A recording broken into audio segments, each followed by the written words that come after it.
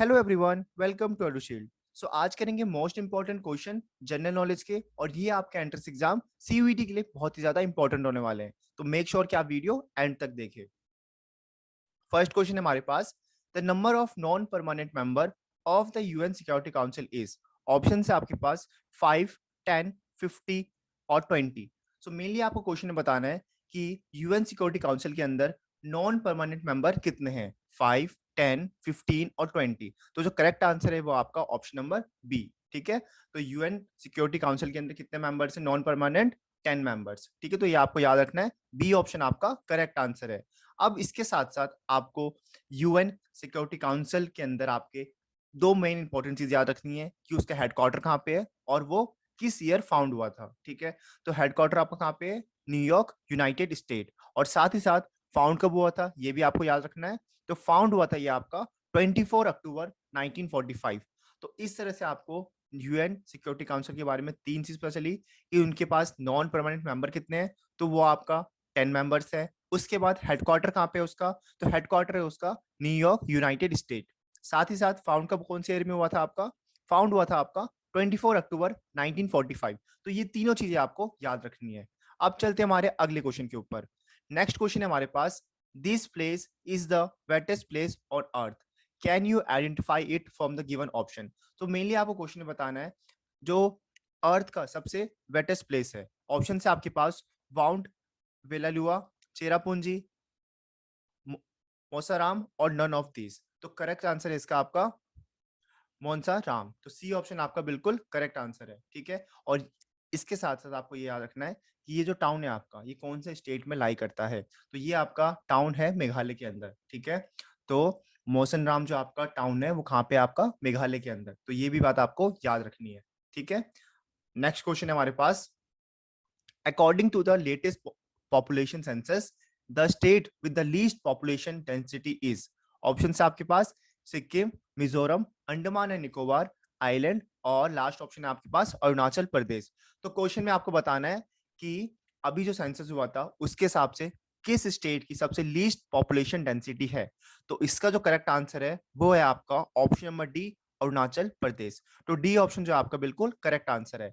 अब आपको पता चल गया कि सबसे लीस्ट पॉपुलेशन डेंसिटी कौन से स्टेट के अंदर है, अरुणाचल प्रदेश के अंदर।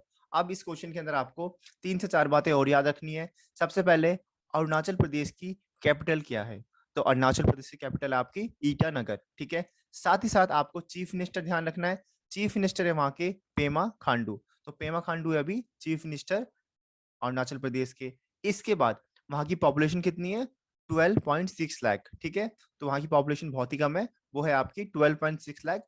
और ये पॉपुलेशन किस हिसाब से आपकी 2011 और 12 के सेंसस के हिसाब से। तो ये भी बात आपको याद रखनी है। तो अभी आपने देखा सबसे पहले जो लीस्ट पॉपुलेशन वाली जो स्टेट है वो कौन सी है, अरुणाचल प्रदेश। साथ में आपने देखा कैपिटल क्या है उसकी, ईटानगर। चीफ मिनिस्टर कौन है वहां के, पेमा खांडू। और लास्ट है आपका पॉपुलेशन क्या है अरुणाचल प्रदेश की, तो वो है आपकी 12.6 लाख। ठीक है, तो ये सारी बातें आपको क्वेश्चन के अंदर ध्यान रखनी है। चलते हैं हमारे अगले क्वेश्चन के ऊपर।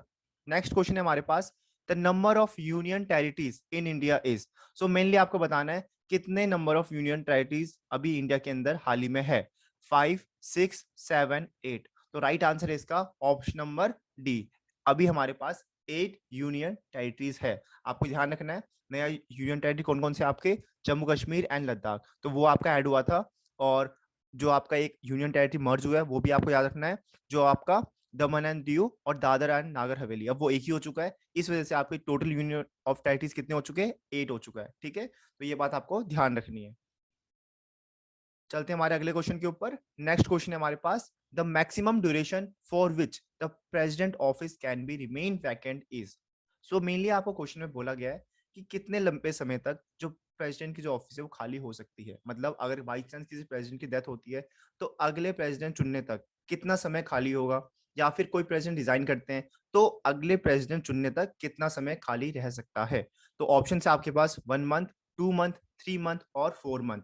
तो जो राइट आंसर है इसका वो है आपका ऑप्शन नंबर डी। तो डी ऑप्शन आपका 4 मंथ्स आपका करेक्ट आंसर है। तो सिर्फ 4 महीनों तक ही खाली हो सकता है, उसके बाद आपको इलेक्शन करवा के आपको नया प्रेसिडेंट चुनना पड़ेगा। ठीक है, तो 4 मंथ आपका करेक्ट आंसर है ऑप्शन नंबर डी।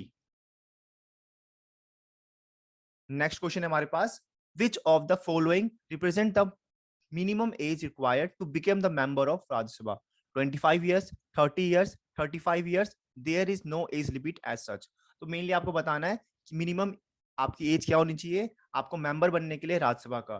तो जो इसका करेक्ट आंसर है वो है आपका ऑप्शन नंबर बी।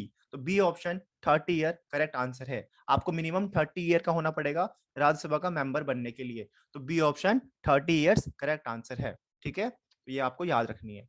चलते हमारे अगले क्वेश्चन के ऊपर। अगला क्वेश्चन हमारे पास, as per the constitution of India the fundamental rights are dash in number. तो मेनली कॉन्स्टिट्यूशन ऑफ इंडिया के हिसाब से कितने फंडामेंटल राइट्स है? ठीक है, तो ऑप्शन है आपके पास 5, 6, 7 और 8। तो राइट आंसर है इसका आपका ऑप्शन नंबर बी। तो बी ऑप्शन 6 करेक्ट आंसर है। हमारे पास टोटल 6 फंडामेंटल राइट्स है। तो ये बात आपको ध्यान रखनी है। नेक्स्ट क्वेश्चन है हमारे पास, सक्या मुनि is another name of Mahavir, Buddha, Lord Shiva और लॉर्ड विष्णु। अब ये किसका अगला नाम है आपका? जो आपका दूसरा नाम है आपका शक्या मुनि, तो इनमें से क्या ऑप्शन आपका करेक्ट आंसर है? तो राइट आंसर है आपका ऑप्शन नंबर बी। तो बी ऑप्शन बुद्धा आपका बिल्कुल करेक्ट आंसर है। ठीक है, तो शक्या मुनि एक अलग नाम है आपका बुद्धा का। ठीक है, तो बी ऑप्शन आपका बिल्कुल राइट आंसर है। नेक्स्ट क्वेश्चन हमारे पास, the Maratha and the Kesari were two main newspaper started by. अब जो दो मेन न्यूज़पेपर है आपके, द मराठा और केसरी, किन्होंने स्टार्ट किया था? ऑप्शन है आपके पास लाला लाजपत राय, गोपाल कृष्ण गोखले, बाल गंगाधर तिलक और मदन मोहन मालवीय। तो जो इसका करेक्ट आंसर है वो है आपका ऑप्शन नंबर सी। तो बाल गंगाधर तिलक ने आपका स्टार्ट किया था द मराठा और द केसरी न्यूज़पेपर्स। ठीक है, तो ये आपको ध्यान रखना है। आपसे क्वेश्चन में घुमा कर भी पूछ सकता है आपसे कि बाल गंगाधर गंगाधर तिलक ने कौन सा न्यूज़पेपर स्टार्ट किया था। तो आपको बताना होगा the Maratha and the Kesari. अब आपसे क्वेश्चन में क्या पूछा है कि द मराठा और केसरी किसने स्टार्ट किया था? तो वो स्टार्ट किया था आपका बाल गंगाधर तिलक ने। तो option number C right answer है। ठीक है, चलते हमारे अब अगले क्वेश्चन के ऊपर। Which of the following personalities from India is the only winner of special Oscar in the history of Indian cinema so far. तो आपको बताना है इंडिया के अंदर, आपके इंडिया की तरफ से किसे ऑस्कर मिला है सिर्फ अभी तक हिस्ट्री के अंदर। तो ऑप्शन है आपके पास मृणाल सेन, बंगाल, सत्यजीत रे और मीरा नायर। तो आपको बताना है इसका करेक्ट आंसर क्या है। तो राइट आंसर है आपका ऑप्शन नंबर सी, सत्यजीत रे। तो सी ऑप्शन आपका बिल्कुल करेक्ट आंसर है। इंडिया की तरफ से सिर्फ हमारे सत्यजीत रे को अभी तक ऑस्कर मिला है। तो स्पेशल ऑस्कर जो होता है वो आपके सत्यजीत रे को मिला है। ठीक है, तो वो आपको ध्यान रखना है। चलते हमारे अगले क्वेश्चन के ऊपर। नेक्स्ट क्वेश्चन है हमारे पास, Mahatma Gandhi founded the dash newspaper in 1903 at South Africa. तो मेनली महात्मा गांधी ने कौन सा न्यूज़पेपर फाउंड किया था आपके साउथ अफ्रीका के अंदर 1903 में? ऑप्शन है आपके पास इंडियन ओपिनियन, हरिजन, इंडियन स्पीकर और इंडिया न्यूज। तो राइट आंसर है इसका आपका option number A, Indian opinion. तो महात्मा गांधी ने कौन सा न्यूज़पेपर स्टार्ट किया था? Indian opinion. कब स्टार्ट किया था? 1903 में। और कहां पे? साउथ अफ्रीका के अंदर। तो ये तीनों बातें आपने ध्यान रखनी है। महात्मा गांधी ने इंडियन ओपिनियन आपका न्यूज़पेपर स्टार्ट किया था। कब स्टार्ट किया था? 1903 के अंदर। और कहां पे स्टार्ट किया था? साउथ अफ्रीका के अंदर। तो ये सारी बातें आपने ध्यान रखनी है। ठीक है, नेक्स्ट क्वेश्चन है हमारे पास, चोरी चोरा incident which took place in 1922 find prominence in the India's national movement. Can you identify the state in which Chauri Chaura is located. तो मेनली क्वेश्चन के अंदर आपसे पूछा गया सिर्फ कि चोरी चोरा आपका कहां पे लोकेट करता है, कौन से स्टेट के अंदर। ऑप्शन है आपके पास महाराष्ट्र, उत्तर प्रदेश, राजस्थान और गुजरात। तो राइट आंसर है इसका आपका option number B, Uttar Pradesh. तो अभी आपका उत्तर प्रदेश के अंदर ये लोकेट करता है चोरी चोरा। तो ये आपको याद रखना है। और साथ ही साथ आपको ये भी याद रखना है कि ये इंसिडेंट आपका कब हुआ था। तो ये हुआ था आपका 1922। ठीक है, तो ये भी आपको दोनों बातें ध्यान रखनी है, कौन से स्टेट में और कब हुआ था ये इंसिडेंट 1922। तो ये आपको बातें याद रखनी है। अब चलते हैं हमारे अगले क्वेश्चन के ऊपर। नेक्स्ट क्वेश्चन है हमारे पास, H J Kania was the first chief justice of supreme court of India, attorney general of India, solicitor general of India और नन ऑफ देम। तो आपको बताना है एच जे कानिया क्या थे आपके पहले chief justice, attorney general, solicitor general और नन ऑफ देम। तो राइट आंसर है इसका आपका option number A, chief justice of supreme court of India.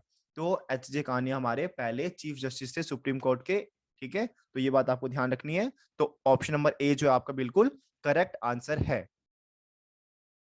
Next question है हमारे पास, the capital of Ethiopia is Abuja, Dar es Salaam, Addis अबाबा और Harare. तो राइट आंसर है इसका आपका ऑप्शन नंबर सी, आदिस अबाबा। तो ऑप्शन नंबर सी जो हमारा बिल्कुल करेक्ट आंसर है। ठीक है, नेक्स्ट क्वेश्चन है हमारे पास, world human rights day is celebrated every year on. Option है आपके पास दिसंबर 1, 3, 10 और 22। तो आपको बताना है वर्ल्ड ह्यूमन राइट्स डे कब सेलिब्रेट किया जाता है हर साल। तो राइट आंसर है इसका ऑप्शन नंबर सी, दिसंबर 10। तो इसमें आपको बस ये याद रखना है कि दिसंबर 10 को हम क्या सेलिब्रेट करते हैं, वर्ल्ड ह्यूमन राइट्स डे। तो ये बात आपको ध्यान रखनी है। नेक्स्ट क्वेश्चन है हमारे पास, which of the following represents the year in which NABARD was established. तो आपको बताना है नाबार्ड आपका कौन से ईयर में एस्टेब्लिश हुआ था। तो राइट आंसर है इसका ऑप्शन नंबर बी, 1982। ठीक है, तो बी ऑप्शन आपका बिल्कुल करेक्ट आंसर है। जो नाबार्ड है आपका वो 1982 में एस्टेब्लिश हुआ था। ठीक है, साथ ही साथ आपको अब नाबार्ड की फुल फॉर्म भी ध्यान रखनी है। नाबार्ड की फुल फॉर्म क्या है आपकी, national bank for agriculture and rural development. तो ये है आपकी फुल फॉर्म नाबार्ड की। साथ ही याद रखना है कौन सी ईयर में स्टैब्लिश हुआ था, तो ये हुआ था आपका 1982 के अंदर। तो बी ऑप्शन ये करेक्ट आंसर है। तो ये बातें आपको ध्यान रखनी है इस क्वेश्चन के अंदर। ठीक है, नेक्स्ट क्वेश्चन है हमारे पास, Mesopotamia is the former name of Tanzania, Iran, Iraq और जाम्बिया। तो राइट आंसर क्या होने वाला है इसका, राइट आंसर है आपका ऑप्शन नंबर सी, इराक। तो पहला नाम क्या था आपका, इस इराक से पहले उसका नाम क्या बुलाते थे हम उसे, मिसोपोटामिया। ठीक है, तो एशियन टाइम में हम उसे मिसोपोटामिया कहते थे, और आज के टाइम पे वो क्या, हम क्या बुलाते हैं उसे, इराक। तो सी ऑप्शन इसके हिसाब से बिल्कुल करेक्ट आंसर है। ठीक है, नेक्स्ट क्वेश्चन है हमारे पास, this personality also known as blood and iron man of Germany, can you identify him from the given option. तो हम इसे blood and iron man of Germany कहते हैं। आपको इन ऑप्शन में से बताना है हम किसे कहते हैं। पहला ऑप्शन है आपके पास मुस्तफा कमल अतातुर्क, बेनिटो मोसलिनी, बिस्मार्क और हिटलर। तो राइट आंसर है इसका आपका ऑप्शन नंबर सी, बिस्मार्क। तो बिस्मार्क को हम क्या कहते हैं, blood and iron man of Germany. ठीक है, तो ये बात आपको ध्यान रखना है, बिस्मार्क को हम ये कहते हैं। तो सी ऑप्शन करेक्ट आंसर है। नेक्स्ट क्वेश्चन है हमारे पास, which of the following represents the original number of officially recognized language enshrined in the Indian constitution. तो मेनली आपको बताना है हमारे इंडियन कॉन्स्टिट्यूशन के हिसाब से हमारे पास ऑफिशियल कितने लैंग्वेज रिकॉग्नाइज्ड है आपके। तो ऑप्शन है आपके पास 14, 16, 18 और 22।